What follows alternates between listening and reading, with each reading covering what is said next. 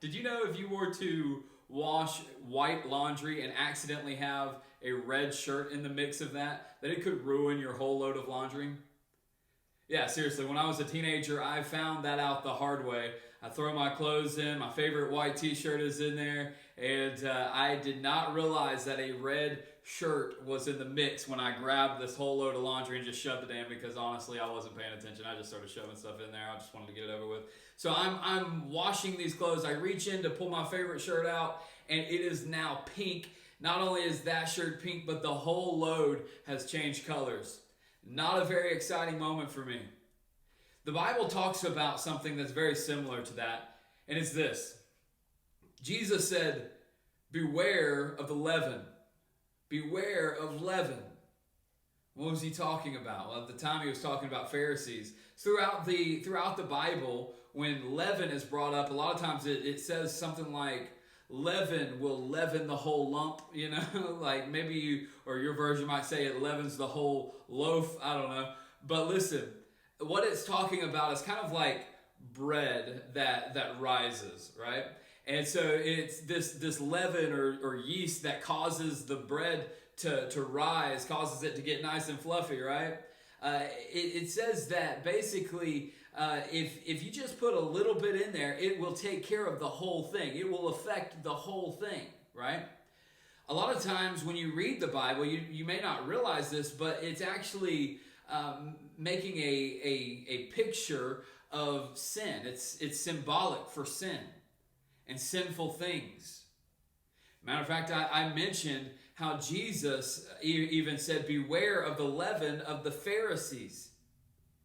And as he was talking about this, he began, in one passage, he described their hypocrisy. And basically that their hypocrisy was the leaven that affected anybody that followed them. Talked about, in another passage, it talked about that the leaven was leaven of doctrine, their false teachings, and that it was a leaven or something that would affect anybody that followed along with it. It would affect their entire lives. See, sin is not something that isolates itself to one part of your life. When you allow sin to take part, or you allow sin to abide in one area of your heart, you better rest assured, or don't rest, but you can trust in the fact that it is going to affect the rest of your heart.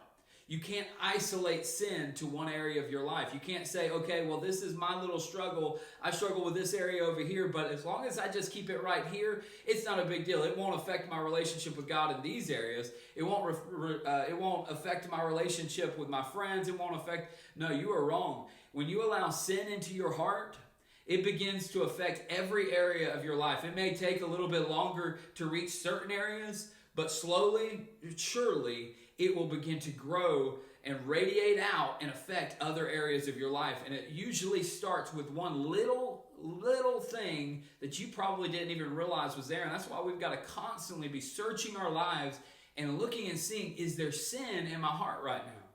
And so my challenge for you today, I want to give you 3 things real quick. First of all, examine areas of weakness. As I said, Jesus said, beware of the leaven. Beware of the leaven. That means you got to be looking out for it. Be ready to keep your eyes open. Like don't fall asleep, but be sober, as the Bible often describes it. Like we need to be vigilant as we walk through life. And as you look at yourself, you need to examine yourself and examine your life for areas of weakness. Why should we think of areas of weakness? Well, here's the thing. Some of you might be looking at your life and you say, look, I don't think that I have any sin in my heart right now. Like I've prayed and I've talked to God, and I feel like I've got a pretty good relationship with God. And if you're in that position, great. But what you need to do is look in your life and say, what are areas that I often struggle with? Because you may not have slipped up and say cussed today, or you may not have lost your temper today, but the reality is some of you have a struggle with your temper. And so if you know you have that struggle, that is an area of weakness for you. Some of you, your area of weakness may deal with pornography, or it may deal with a relationship that you have and maybe crossing some boundaries that you should not be crossing. We all have different areas of weakness. But the reality is, whether you are walking in that weakness, whether you are living in that sin or not, listen, that is an area that you are prone to fall in. And so what I would encourage you to do, first of all, like in all reality, if you know that there's sin in your heart, then man, deal with it. Like ask God to forgive you for your sin. Take that thing to him and just give it over to him. Because you don't want sin hindering your relationship with God, hindering your prayers, hindering your walk with him. You don't want that, right?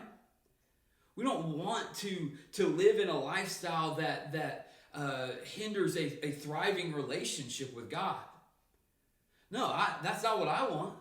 So when I know that I have sin in my heart, I take that to God and I ask him to forgive me. But now what do? I examine areas of weakness. I look for areas, okay, what am I prone to falling into? Where am I prone for failure? Listen, when you examine those areas, it's like Jesus, he said, beware of the leaven. Keep an eye out for this thing. Keep an eye out for what's going on. And the second thing is this, eliminate possible trigger points.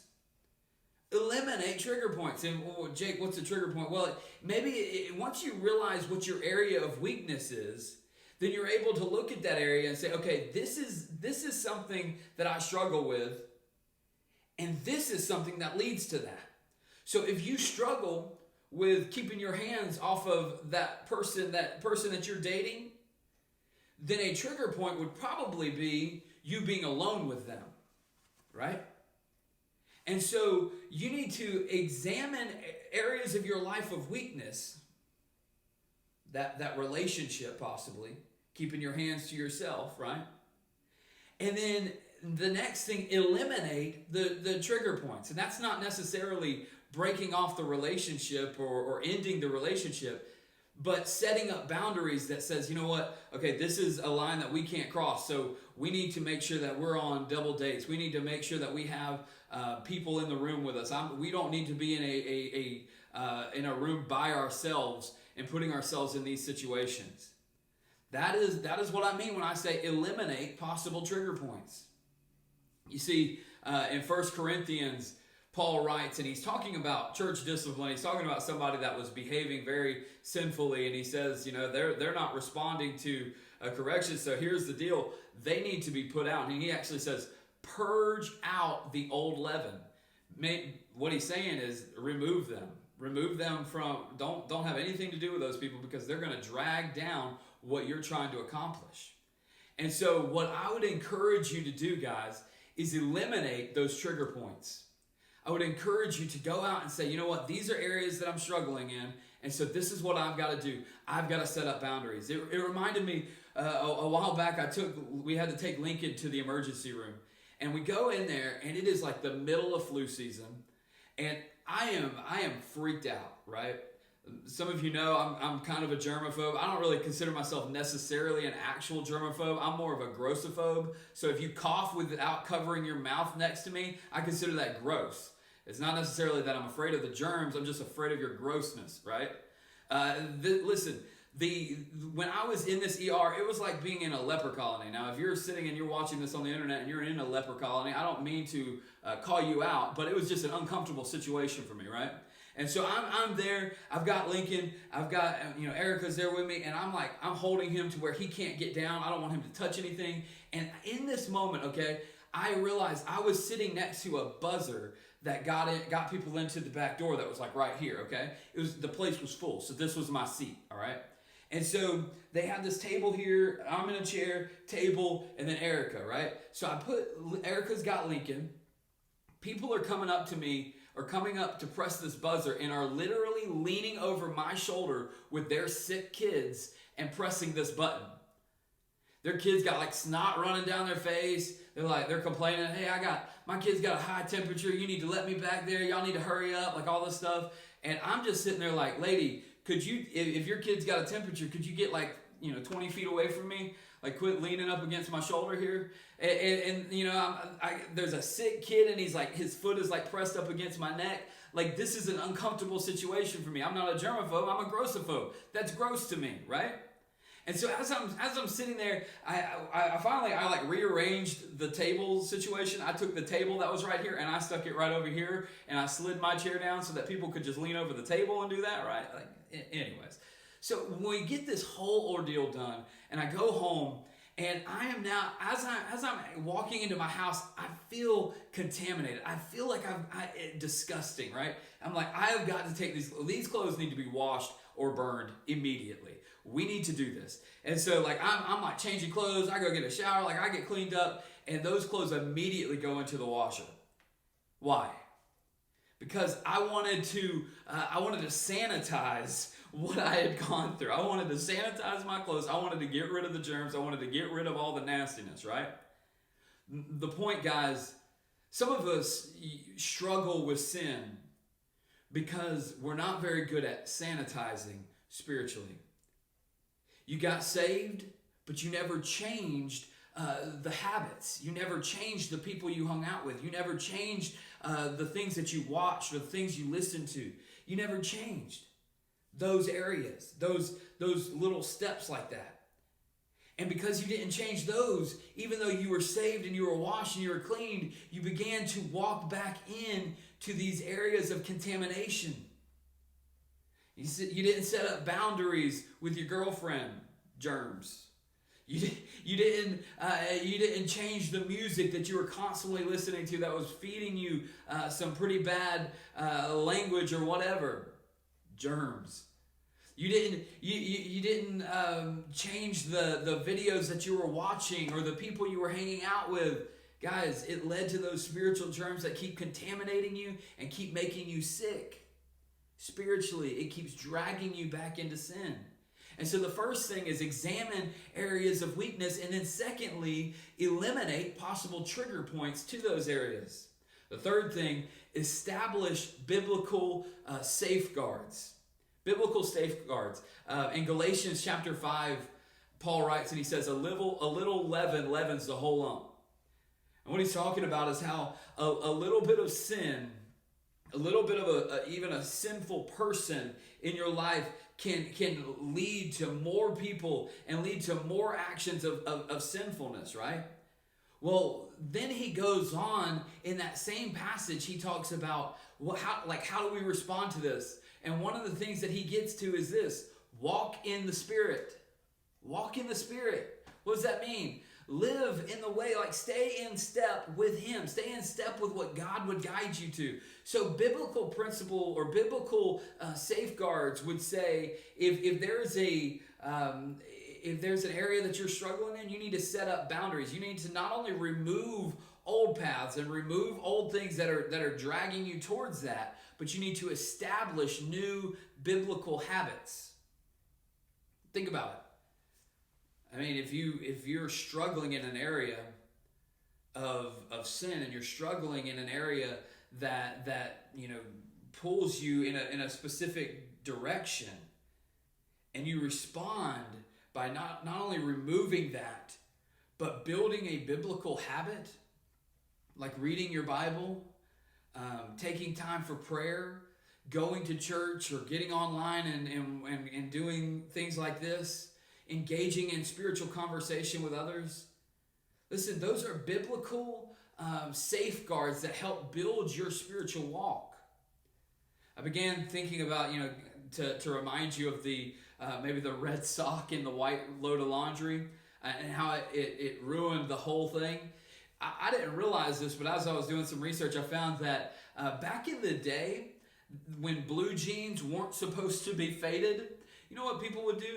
They would take their faded blue jeans, put them in the laundry or put them in the washer with a new pair of blue jeans, in hopes that the new pair would bleed off a little bit and darken the old faded blue jeans.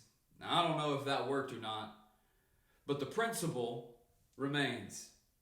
Just like a little bit of a sinful habit in one area of your heart can affect and will affect the rest of your life and the rest of your heart, a spiritual habit can do the same. It can have the same effect. It can rejuvenate your spiritual walk with God as you say, you know what, I'm going to remove this sinful habit, and I'm going to replace it with a godly biblical habit.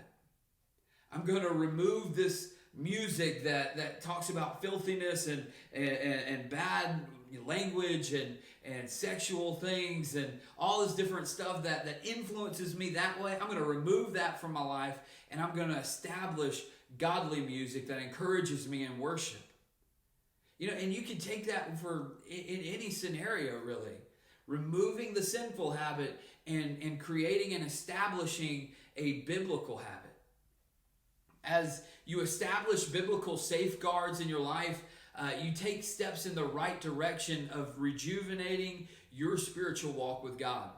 And so, guys, that was my challenge for you today. A little leaven leavens the whole lump. A little bit of sin in your heart will affect the whole part of your life. You can't isolate sin. So this is what you got to do. You have to examine areas of weakness.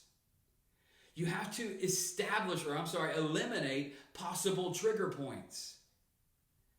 And then thirdly, you've got to establish biblical safeguards. Walk in the Spirit and you will not fulfill the lust, the desires of the flesh.